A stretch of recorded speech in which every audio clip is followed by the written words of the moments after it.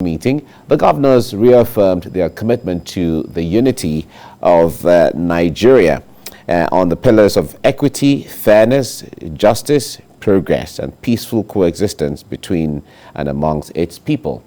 On security, the governors re-emphasized the need for state police and resolved that if, for any reason, security institutions need to undertake an operation in any state, the chief security officer of the state must be duly informed. On the petroleum industry bill, the forum rejected the proposed 3% and support the 5% share of the oil revenue to the host community as recommended by the House of Representatives. It also rejected the proposed 30% share of profit for the exploration of oil and gas in the basins. This is what we'll be talking about in the next couple of minutes. And joining me to discuss this is the Executive Director, Journalists for Democratic Rights, Adeoye. Good morning. Good morning. To see you. How are you? Nice Great. to see you again. Very good. Now, the meeting of the Southern governors in Lagos on Monday, a lot of people have been talking about it. It has stirred up some level of debates across the country, not just in the southern part of the country. However, some analysts have said that the issue of northern governors meeting, southern governors meeting, and caucuses like that it continually, contributes to the gap that exists within Nigeria, between one region and the other, as the case may be. What do you make of that from there before we go ahead? Well, I've had that argument. But the other aspect is that it's also a way of filling those gaps. Because all over the world, where people have shared history, common coastline, common geography, and common experiences, the need for tactical engagement among those entities are, very important. There was a time we had only Southern Nigeria and Southern Protectorate, which was only made up of Southern Nigeria alone. And all our... That was before the amalgamation. Yeah, before the amalgamation. And after the amalgamation, we all came together on January 1st, 2014. We discovered that consistently, there has always been regional meetings. We have the Northern Governors Forum, which in fact has been meeting since the 1990s, And then in the Second Republic, we had what we call the Lobo states, from Lagos to Bende State, which were organized along party lines. So I think if we could have Northern Governors Forum, there is nothing wrong, or actually having Southern Governors Forum, because there are so many ways that they can cooperate. Yeah, but the argument is that when meetings in caucuses like that, when they meet, of course, people, there's nothing wrong in trying to, what can we do for our people? But meeting under such guises sometimes could pitch the issue of us against them or them against us. That's what the argument is. The primary responsibilities for the governors is the interest of their people. And wherever there is a threat to the interest of their people, they need to take steps to address those fears. And I think we should look at the gains. Every move, usually have a plus and, minus. But we have to look at the strength.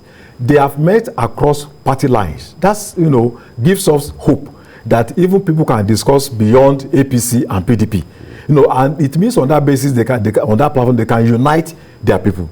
And also the fact that, they are addressing issues that collectively affect their own people. I think it's a very, very, very good thing. And we also look at the fact that they raise economic issues, not just political issues. They raise issues of integration among the people. For instance, take Lagos, from Lagos to Delta. PDP is in power in Delta State.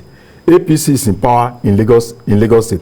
There is no reason, from Lagos to Warri is just about 2 hours along the coastline. That route has been there for a very long time. There is no reason why there cannot be cooperation between Delta and Lagos State. We can have a kind of sea transportation from Lagos to Port Harcourt. Probably it's going to take about 3 hours. So, and that's why this that's through the water. Yeah, through the waterways. We can have a situation where Anambra and Lagos State can decide to say, okay, we want to build, an Atlantic, trade center in Lagos or Ibadan. So there should be regional cooperation. It will help foster economic growth. It will help foster understanding. Since this meeting held now, I can assure you that there has been a lot of discussion, even at the grassroots level, that look, we are one people, we need to work together. What is important is what they are saying.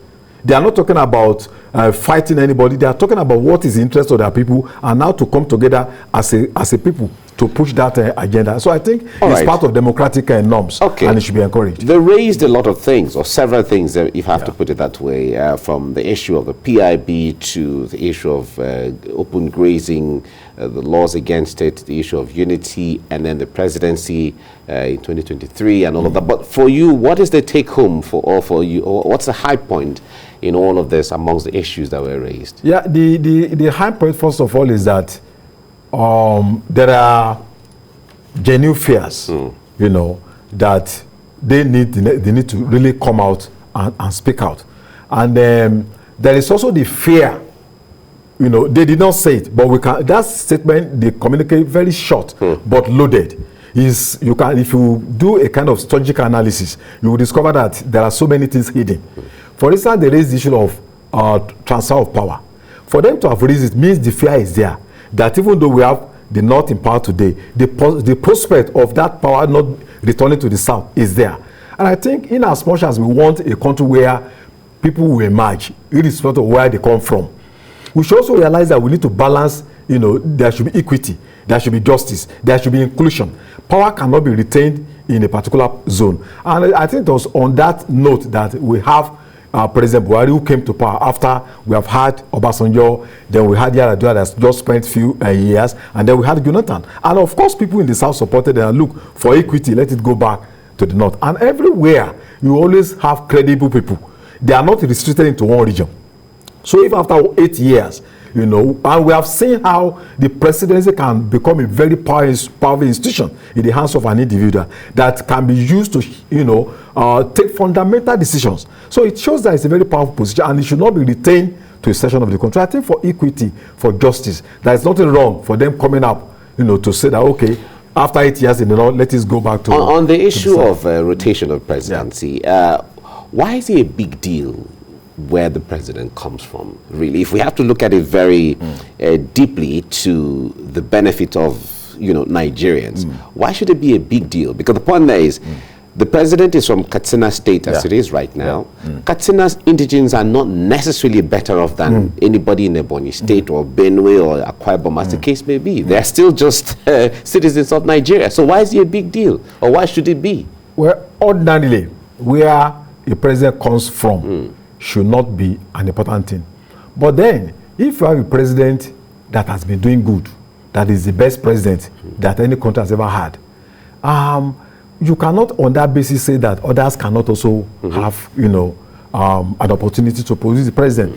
Because if you continually say that the best president always comes from a particular place, it also diminishes the self-esteem of other people. So I think on the basis of equity, on the basis of justice, on the basis of inclusion, you have to... That's why when you see other states, when a governor comes from this senatorial district, it goes to another one, senatorial district, and then like that. So imagine a situation where we have somebody from the Southwest being president since 1999, and because he's transforming the whole country, then, we should all leave him like that. I think it doesn't work out that way. All over the world, people want a sense of belonging.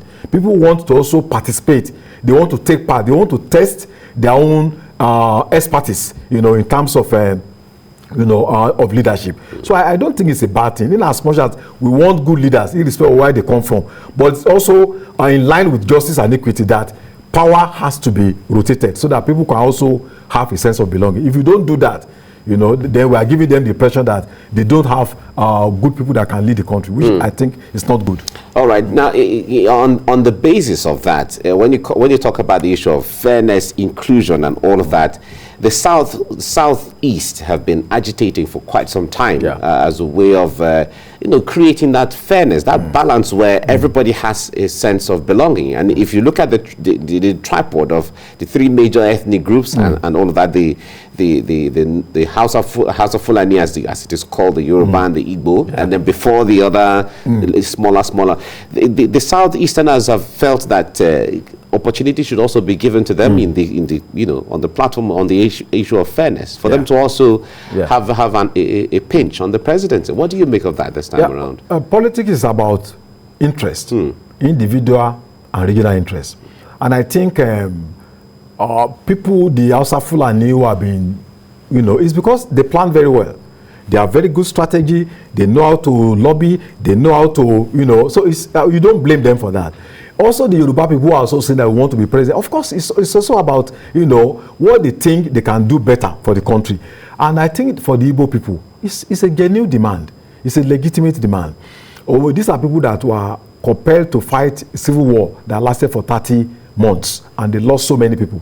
So they don't have a sense of belonging. They feel they're an outcast. And I think if we are talking about nation building, we need to give a sense of belonging, to everyone, irrespective of where they come from. We've had an Adeoye president.